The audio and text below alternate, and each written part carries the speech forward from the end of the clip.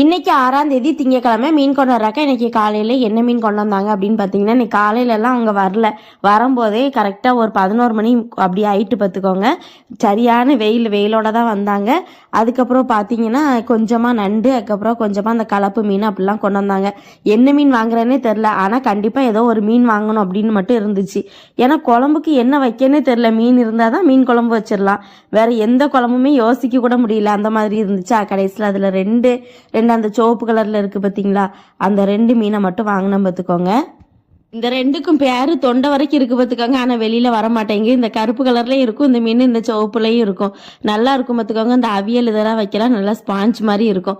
அது மட்டும் தெரியுது. பேரு நானும் நல்லா பழகுனா கேட்ட பேரு தான், ஆனாலும் மண்டைக்குள்ள சடார்னு வர மாட்டேக்கு.